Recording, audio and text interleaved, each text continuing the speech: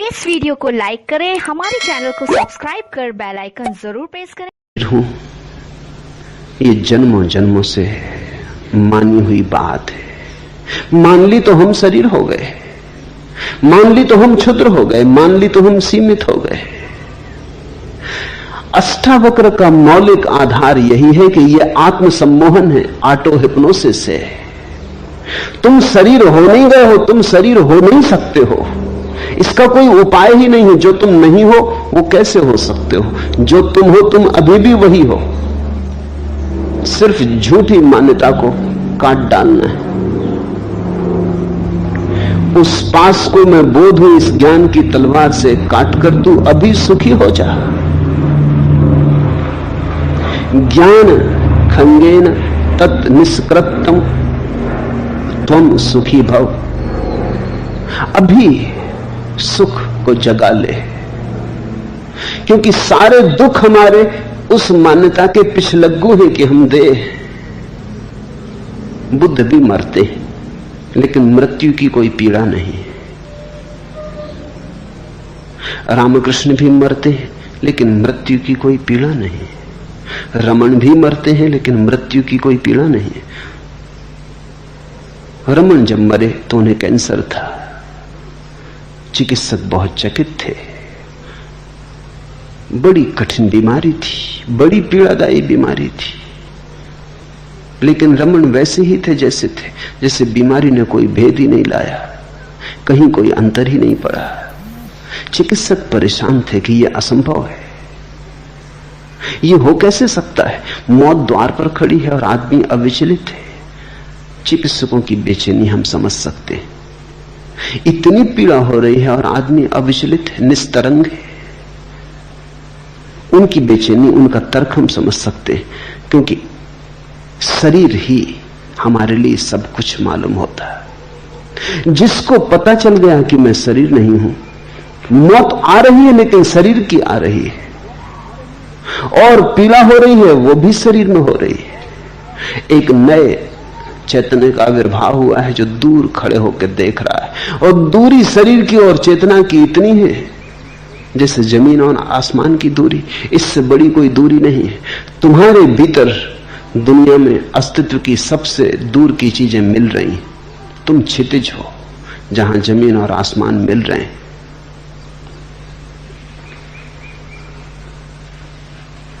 जायते अस्ति वर्धते भी परिणमते अपक्षीते विनश्यति। जो उत्पन्न होता है, स्थित है, बढ़ता है, बदलता है, क्षीण होता है और नाश हो जाता है, वह तू नहीं है जो इन सबको देखता है।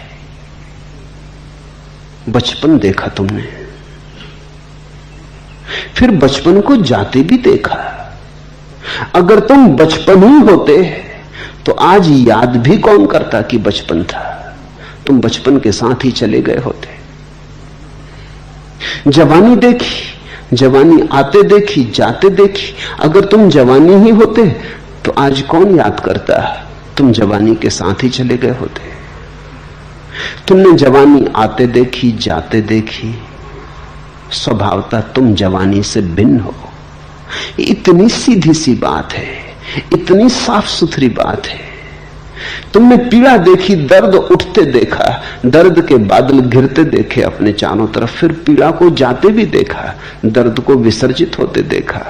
तुमने दुख देखा, सुख देखा, कांटा चुभा, पीड़ा देखी, कांटा निकला, निष्पीड़ा हुए वह भी देखा। तुम देखने वाले हो, तुम पार खड़े हो, तुम अछूते हो। कोई भी घटना तुम्हें छू नहीं पाती। तुम जल में कमलवत हो। तू असंग है, क्रिया शून्य है, स्वयं प्रकाश है और निर्दोष है। तेरा बंधन यही है कि तू समाधि का अनुष्ठान करता है। ये अद्भुत क्रांतिकारी वचन है।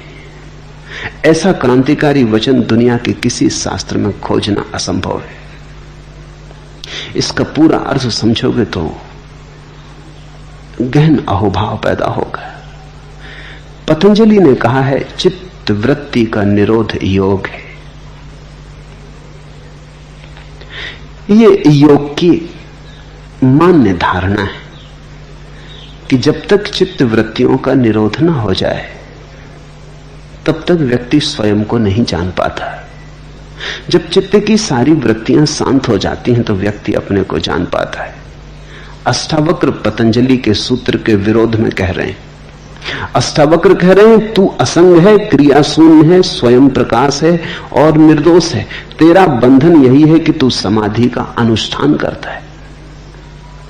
समाधि का अनुष्ठान हो ही नहीं सकता, समाधि का आयोजन हो ही नहीं सकता, क्योंकि समाधि तेरा स्वभाव है। चित्त वृत्ति तो जड़ स्थितियां हैं। चित्त वृत्तियों का निरोध तो ऐसे ही है जैसे किसी आदमी के घर में अंधेरा भरा हो, वो अंधेरे से लड़ने लगे। इसे थोड़ा समझना। ले आए तलवारें, भाले, लठ और लड़ने लगे अंधेरे से।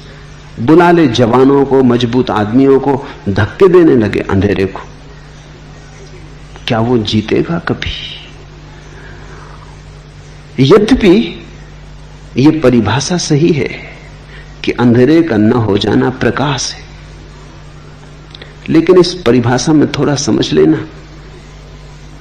अंधेरे का न हो जाना प्रकाश है, ये सच है। चित्त वृत्तियों का शून्य हो जाना योग है, ये सच है। लेकिन बात को उल्टी तरफ से मत पकड़ लेना। अंधेरे का न हो जाना प्रकाश है, इसलिए अंधेरे को न करने में मत लग जाना। वस्तुतः स्थिति दूसरी तरफ से है। प्रकाश का हो जाना अंधेरे का ना हो जाना है। तुम प्रकाश जला लेना, अंधेरा अपने आप चला जाएगा। अंधेरा है ही नहीं, अंधेरा केवल अभाव है। पत्थर का रंग मणि पर झलकने लगता है। लाल पत्थर के पास रख दो, मणि लाल मालूम होने लगती। नीले पत्थर के पास रख दो, मणि नीली मालूम होने लगती। ये सानिध्य दोष है। मणि नीली हो नहीं जाती, सिर्फ प्रतीत होती। अंधेरा केवल प्रतीत होता है नहीं। प्रकाश के न होने का नाम अंधेरा है। अंधेरे की अपनी कोई सत्ता नहीं, अपना कोई वास्तविक अस्तित्व नहीं। तो तुम अंधेरे से मत लड़ने लगना। योग और अष्टावक्र की दृष्टि बड़ी विपरीत है। इसलिए मैंने कहा अगर अष्टावक्र को समझना हो तो कृष्णमूर्ति को समझने की कोशिश करना। कृष्णमूर्ति अष्टावक्र का आधुनिक संस्करण है। ठीक आधुनिक भाषा में, आज की भाषा में कृष्णमूर्ति जो कह रहे हैं वो शुद्ध अष्टावक्र का सार है। कृष्णमूर्ति के मानने वाला ऐसा सोचते हैं कि कृष्णमूर्ति कोई नई बात कह रहे हैं। नई बात कहने को है ही नहीं। जो भी कहा जा सकता है कहा जा चुका है। जितने जीवन के पहलू हो सकते हैं सब छाने जा चुके हैं। अनंत काल से आदमी खोज कर रहा है। इस सूरज के नीचे नया कहने को कुछ है ही नहीं। केवल भाषा बदलती है, आवरण बदलते हैं, वस्त्र बदलते हैं, समय के अनुसार नई धारणाओं का प्रयोग बदलता है, लेकिन जो कहा जा रहा है वो ठीक वही है। अष्टावक्र की भाषा अति प्राचीन है, कृष्णमूर्ति की भाषा अति नवीन है। लेकिन जो थोड़ा भी समझ सकता है उसे दिखाई पड़ जाएगा कि बात तो वही है। कृष्णमूर्ति कहते हैं योग की कोई जरूरत नहीं, ध्यान की कोई जरूरत नहीं, जप तप की कोई जरूरत नहीं। ये सब अनुष्ठान है। अनुष्ठान उसके लिए करना होता है जो हमारा स्वभाव नहीं। स्वभाव को पाने के लिए क्या अनुष्ठान करना है? सब अनुष्ठान छोड़ के अपने में झांक लो, स्वभाव प्रकट हो जाएगा। तू असंग है, क्रिया शून्य है, स्वयं प्रकाश और निर्दोष है। ये घोषणा तो देखो। अष्टावक्र कहते हैं तू निर्दोष है, इसलिए तुम भूल के भी ये मत समझना कि मैं पापी हूं। लाख तुम्हारे साधु संत कहे चले जाएं कि तुम पापी हो, पाप का प्रक्षालन करो, पश्चाताप करो, बुरे कर्म किए हैं उनको छुड़ाओ। अष्टावक्र का वचन ध्यान में रखना, तू क्रिया शून्य है, इसलिए कर्म तो तू करेगा कैसे? अष्टावक्र कहते हैं जीवन में 6 लहरें हैं, 6 ऊर्मियां, भूख प्यास, शोक मोह, जन्म मरण। ये 6 तरंगे। भूख प्यास शरीर की तरंगे। अगर शरीर ना हो तो ना तो भूख होगी ना प्यास होगी। ये शरीर की जरूरतें हैं। जब शरीर स्वस्थ होता है तो ज्यादा भूख लगती, जब शरीर बीमार होता है तो ज्यादा भूख नहीं लगती। अगर शरीर को धूप में खड़ा करोगे ज्यादा प्यास लगेगी क्योंकि पसीना उड़ जाएगा। गर्मी में ज्यादा प्यास लगेगी, सर्दियों में कम प्यास लगेगी। ये शरीर की जरूरतें हैं। ये शरीर की तरंगे हैं। भूख प्यास शरीर की, शोक मोह मन की। कोई छूट जाता तो दुख होता है क्योंकि मन पकड़ लेता है, राग बना लेता है। कोई मिल जाता है परिजन तो सुख होता है, कोई परिजन छूट जाता तो दुख होता है। कोई अपरिजन मिल जाता है तो दुख होता है, अपरिजन छूट जाता तो सुख होता है। लेकिन ये मन के खेल है, आसक्ति और विरक्ति के खेल, आकर्षण और विकर्षण के खेल। जिस आदमी के भीतर मन ना रहा उसके भीतर फिर कोई शोक नहीं, कोई मोह नहीं।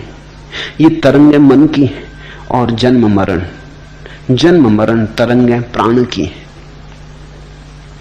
जन्म होता श्वास के साथ, मृत्यु होती श्वास के विदा होने के साथ। इसलिए जैसे बच्चा पैदा होता है डॉक्टर फिक्र करता है जल्दी श्वास ले, रोए। रोने का अर्थ केवल इतना ही है कि रोएगा तो श्वास ले लेगा।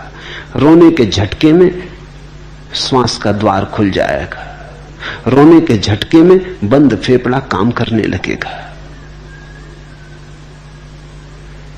अगर बच्चा नहीं रोता कुछ सेकंड के भीतर तो डॉक्टर उसे उल्टा लटका के उस पर चोट करता बच्चे के ऊपर, ताकि धक्के में श्वास चल पड़े।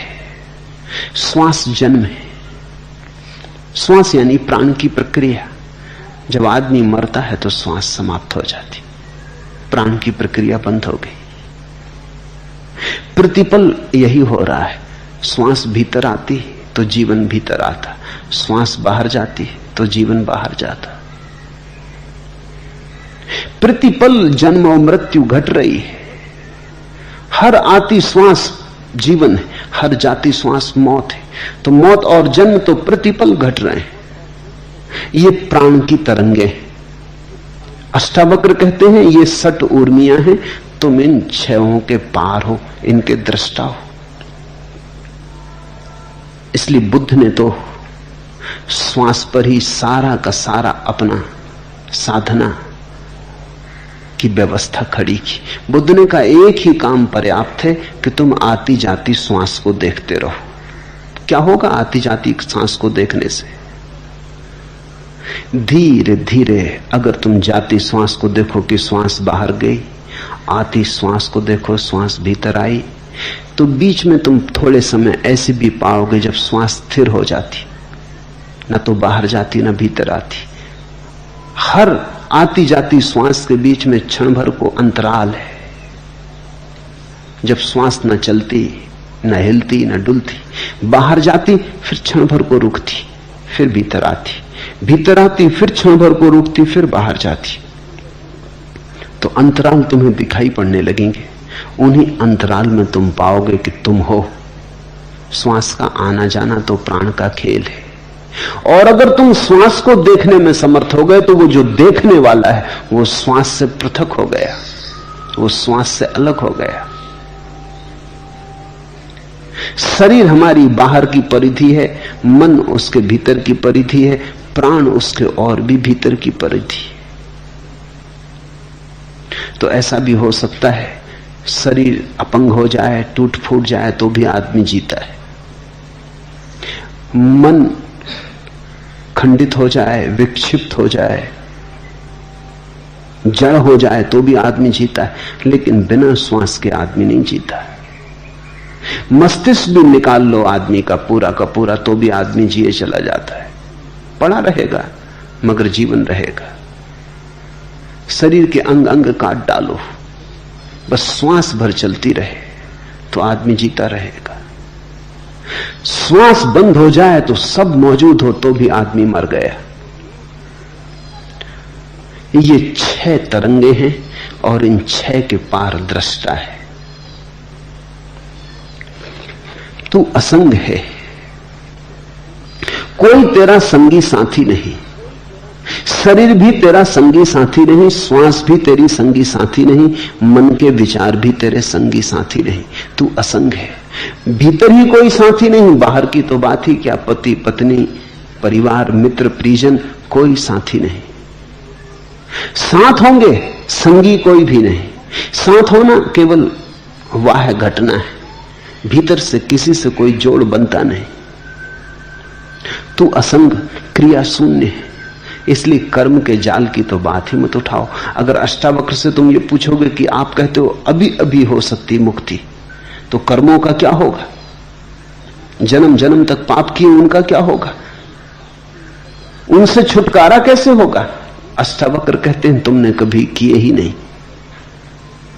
भूख के कारण शरीर ने किया होगा कुछ, प्राण के कारण प्राण ने किया होगा कुछ, मन के कारण मन ने किया होगा कुछ। तुमने कभी कुछ नहीं किया, तुम सदा से असंग अकर्म में हो। कर्म तुमसे कभी हुआ नहीं, तुम सारे कर्मों के दृष्टा हो। इसलिए इसी क्षण मुक्ति हो सकती। ख्याल करना, अगर कर्मों के सारे जाल को हमें तोड़ना पड़े तो शायद मुक्ति कभी भी ना हो सकेगी, असंभव। अनंत काल में हमने कितने कर्म किए, उनका कुछ लेखा जोखा करो। अगर उन सब कर्मों से छूटना पड़े तो उन कर्मों से छूटने में अनंत काल लगेगा, और ये जो अनंत काल छूटने में लगेगा इसमें भी तुम बैठे थोड़ी रहोगे, कुछ तो करोगे। तो कर्म तो फिर होते चले जाएंगे, तो ये श्रृंखला तो अंतहीन हो जाएगी। इस श्रृंखला का तो कोई कभी समाप्ति आने वाली नहीं, इसमें से कोई निष्कर्ष आने वाला नहीं।